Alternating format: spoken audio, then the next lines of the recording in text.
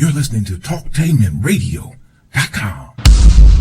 The views and opinions expressed are those of the host and guest and not necessarily those of TalkTainmentRadio.com, the management, the staff, or K&E World Network, LLC.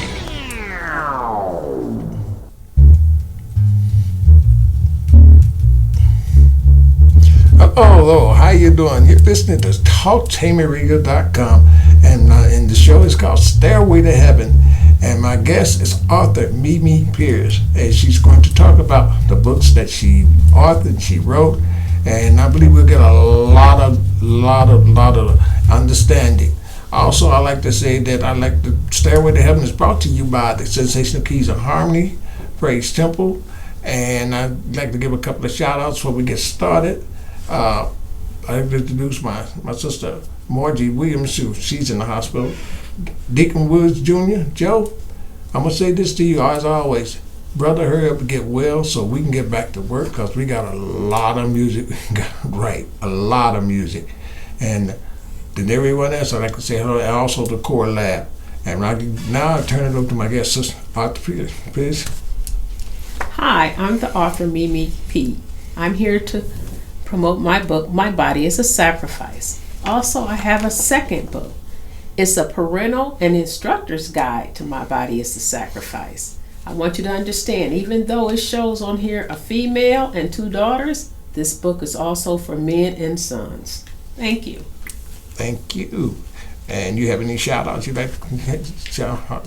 I'd like to do a shout out. I'd like to do a shout out to all the help that I have had as far as family members and support. And I thank God foremost, because it is the Lord who directed me when I was trying to go one way, strung me into this way to reach out to people where help is needed. Okay, right. It sounds like, and we will be getting into that, and I'm going to start asking to explain why you wrote this book and explain what brought you to write this book, please. Let me explain that. Not sure how this all went about. I had a grandchild. I do believe in Jesus Christ, and I live by the biblical principles, and I wanted to create some kind of wealth for my grandchildren. Not that they would be rich, but something to leave to them. And many people mistake and think that they should do that through life insurance policies. That's not correct. So when I wrote the book, I wrote with intentions. It was like a cartoon book, of different narratives. David, and other characters in the Bible. Different stories kept coming up.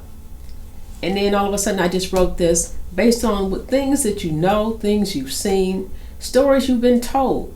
Little did I know that when I was ministering to young girls, I was in a Girls to Women group as a mentor and hearing stories of other women and some men of the trauma they suffered as children. It's a conversations, not just in schools, but even in the workplace. And then there are some who speak of it in the church.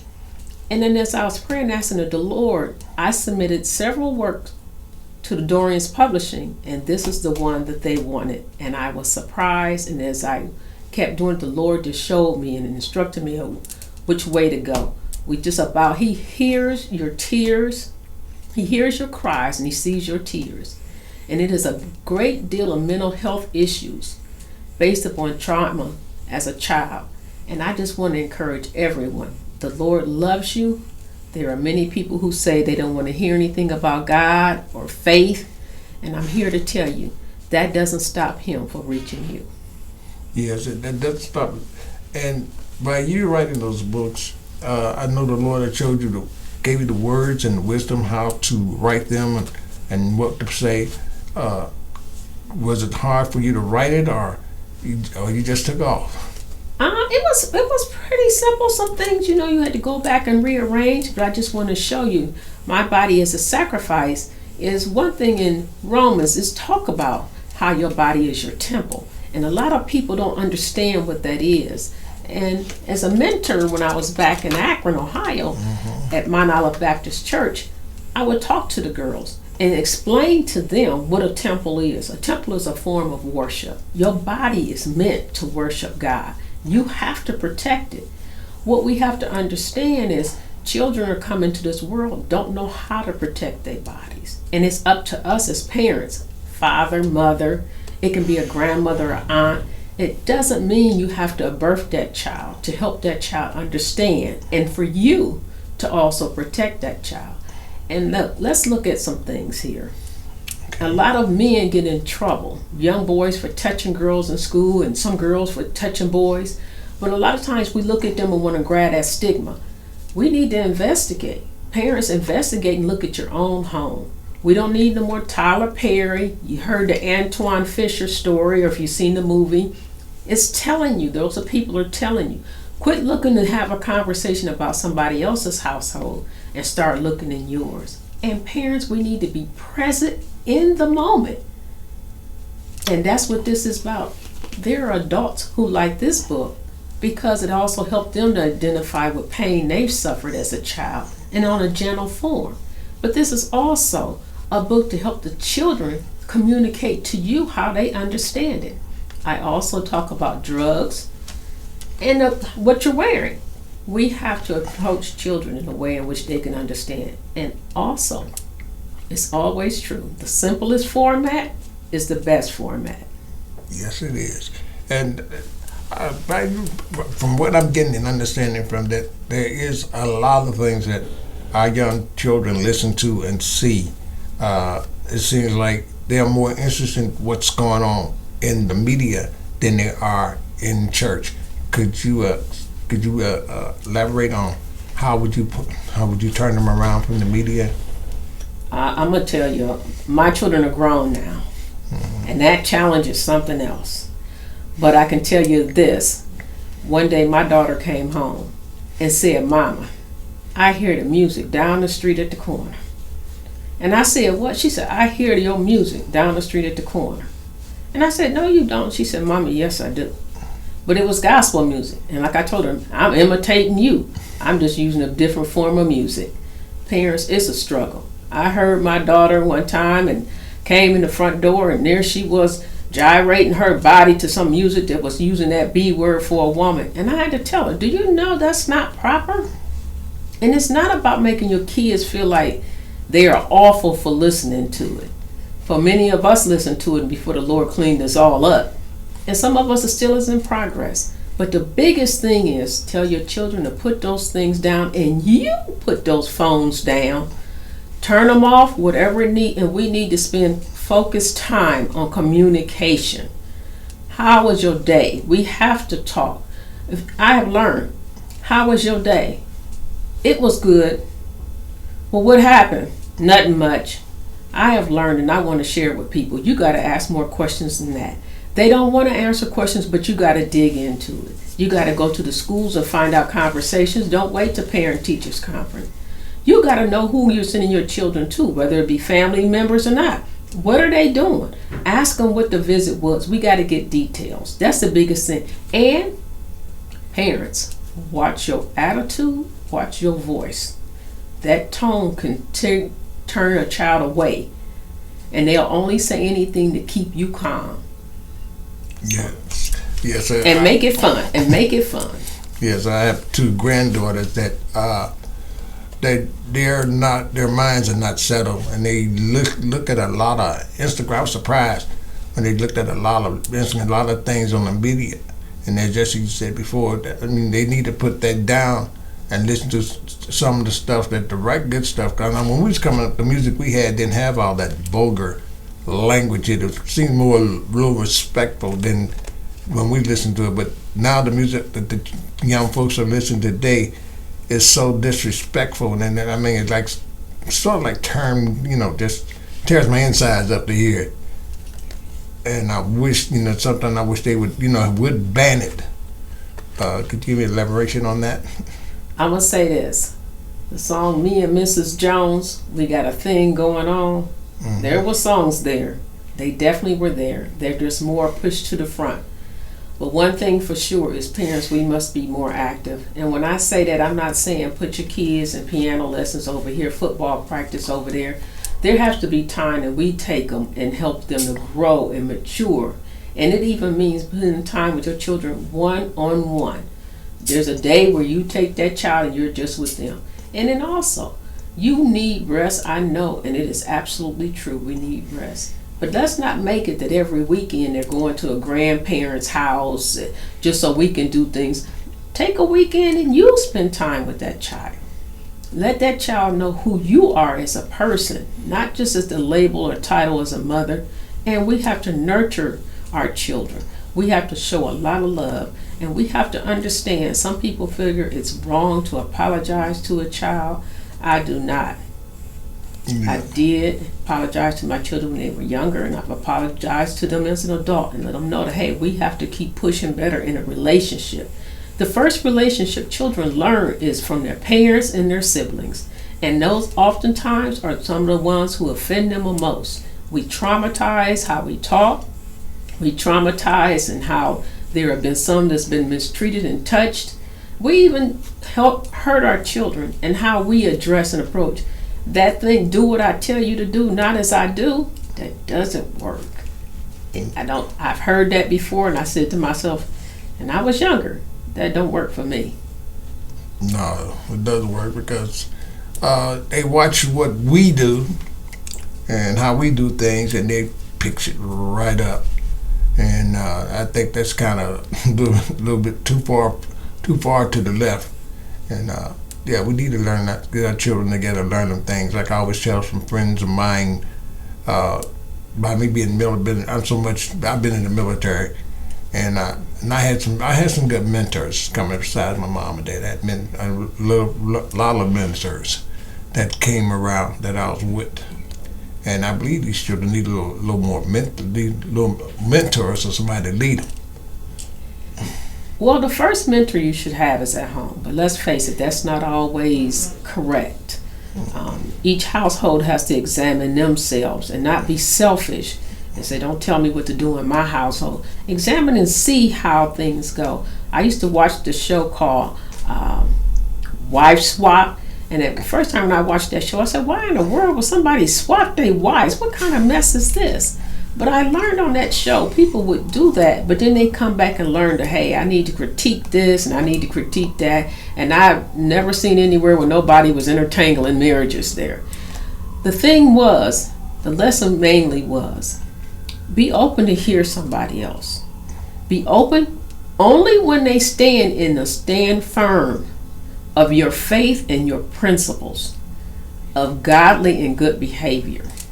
And when I say this, that even in the church, I need parents to understand church is not your babysitter. Why are you not there and involved with your children? Why are you putting your children in somebody else's vehicle? Why are you not there in present? Parents understand. Children notice how you're not there. Or you want to put them in sports and you're there for the sports game where they're starting, but when they do something at church, you had to sleep in or you found an excuse or you was quick to leave. We have to let children know we support them and they don't have to be the star in everything. That it's okay if they're not the best. The principles we set in our children help their mental health. And mental health issues come in all different forms. And we got to help get through this life. And I want to say to the parents, there's a lot of things that has happened that you can't change, but you can be present right now to help in the healing. In the parental and the instructor's guide to My Body as a Sacrifice, there's also some references in here of where you can go and get some help. And it's not always about children's services or any of that, because I want to tell you, I have to be honest, a lot of times it's another child injuring another child. So you want to help both of them to understand how that affects the family, their mental health, and other things. We need to help children understand there are boundaries, and the body is to be kept a sacred thing. It's not to be shared with everybody. This starts at an early age. It doesn't start when they turn 12 or 13. And we must practice it and show them that we're very present in the moment.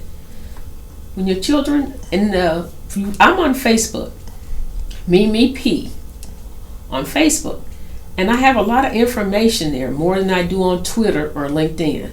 But one of the suggestions I give is that parents give a code word or a phrase, which means stop immediately, I need your attention. my safety is at hand. Something that you don't usually use, like you wouldn't say the color red because could be another kid saying red and now you think of something that's happened. But one thing you need to understand, it will hurt your heart to know one of your children violated another, or that your parent, grandparent, the neighbor, a lot of this goes on. Your first line is to protect that child. And also know the family members, when the child have to keep seeing that family member at family gatherings and things, it's an injury to that child and it causes trauma. We have to figure this out, and this is in every household. Before you go to talking about somebody else's, get your house in order. Yeah, I hear so many of people talking about other people and what other people are doing. I do believe that the Williams Brothers a song called "Sweep around your own front door before you sweep around mine," and that song brings out a lot of information out, and like I said, it does. Our children and our people needs to learn to love each other and show more love. Most of these parents, and some of these, like I said, some of these parents just don't be there where they should be in church or anywhere. But like sports, oh, they there. That's my baby. He did this. But what are you going to do when he goes to church? Do you praise him when he's doing something in church? You just sit there. And I've seen times where parents let their children instead of listening to what the preacher said. Some will be playing these games, and I've seen this a lot. You can improvise on that, or how could that be solved? One thing is, I have to say, and I have to laugh because my daughter came to my home church here in Columbus, 7th Avenue Community Missionary Baptist Church, under Roscoe D. Roby. And my daughter was totally shocked. The grandchildren were under the pew. And I'm sitting straight there looking at the pastor. He was preaching. And she was horrified. And then when she got home, she said, "Mommy, how did that happen? You letting the children under the pew?" I said, "Listen, God's word is getting through." She said, "Well, we wasn't allowed to do that." They were not. But listen, they weren't doing any harm. They were playing with the little toys they had. They were young. But I believe the Lord gets into them. Because it wasn't, I done a lot of videos and the things, and then I started doing that. But there's videos you can have them do that is teach the same principles. There's Bible principles on the app. You can get that. But I want to say this because I want people to understand. There are some people out here who don't want to go to church. They don't want to talk about God. Some people have turned away. The actress Jennifer Lewis said the day that she told her mother that her pastor kept trying to push his tongue in her mouth and that her mother just told her to be quiet, she said that was the day she lost her mother and that she lost God. So we need to understand how serious this is. And listen, some people they turn away and don't want to hear you mention God at all. But I want them to understand you're not abandoned by God. He wants you to heal. The main focus as parents, we got to be there in the home. And it's a shame to hear people find out that their child is being molested or that the child has been touched and went to be touched and withdrew and told the parent. And the parent felt like you should just be quiet, keep it in the house. This is what women go through. Yes. I have heard a woman tell me many years ago, as I worked at my job that I'm now retired, said her mama told her to be quiet so she can keep a boyfriend. Understand, this was a Caucasian. I talked to a teacher as I was giving my card out in the store the other day. I didn't know she was a teacher. I approached her husband and he turned around and said, "This is my wife. Talk to her." And she asked me what was going on and I told her and I gave her a card. She's an elementary teacher. And she said, "I have 5 Caucasian." And she was a Caucasian. She said 5 students now that is suffering. And it was their father that did the inappropriate touching. Listen, it's not a matter of whether you keep your marriage or your man. It's about the safety of the children. And it's People want to think things that let's just keep it quiet. Sometimes those secrets eat away at those children, and it causes mental issues later. I want to tell everybody, this is a thing to help you, not a thing to encourage gossip and everything. You even have to be careful who you tell in the family, because they run around telling everybody else, so it keeps attraction from them. I'm saying we have to be focused. During COVID, someone approached my door selling something, and all I did was ask him, can I give him a card? And I talked to him. And he's from a different nation. And he said, it goes on in his nation as well. We have to understand this has no color, race, creed, or anything. This is a serious issue, and that we need to combat it. Yes, that may mean that date you wanted to go out, you don't go out. Why is that man so crazy about you and always wants your children in his presence?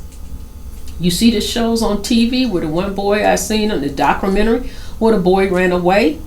He was adopted. He said years after he was an adult, his adopted mother was great. The adopted father was the one sneaking in the room. We have all these misconceptions. Let's not throw darts and be quick. Let's make sure we get the information and then protect our children. Let them know you love them and we're going to work through this. A lot of times, the churches don't want to get involved because sometimes it's a scary thing and you can stir up a whole lot of craziness. But why not take the guidebook and learn and look at it and put it in an educational form? Teach it to the parents and then teach it to the children and then bring them together. The church is family, and we need to help each other in the church. And then maybe then, those who have abandoned the church will come home to see that there is healing in the love of Jesus Christ. Yes, that is true. That is true. There's a lot of people, there's a lot of things. I look at stuff and try to get prepared for the show in a week or two, and I see a lot of stuff that goes on. And like I said, there's people always, I heard that so many times, whatever goes on there, always keep your mouth shut, don't say anything, which I think is wrong, and I think it should be brought up. And right now, as I had a late sister told me one time, God is exposing everything that's coming up now. And our children, we need to protect them every time, all the times. Not overprotect them, but protect them from things, because whatever child tells you it's going on, it's happening. It's happening. Because I got two granddaughters. They are something else, and they have a lot. I think they tell me what's be going on in the schools. It's pathetic. And I said I was gonna go over there one day and kind of watch and see what's really going on. You know what I mean? It's a mess. It's really a mess. Yes. Well, I want to say something. When I was mentoring back in Akron years ago, there was a false accusation made. And it was where someone was having to deal with the law. But we want to protect our children and our loved ones. But when somebody say that story isn't adding up, don't attack them. Ask them why. Something don't sound right, this and that. And when it all came out, the young lady had just got herself in a situation she couldn't get out of. And listen, I'm going to tell you, I do watch Judge Judy. And I understand Judge Judy, because I just want your child too.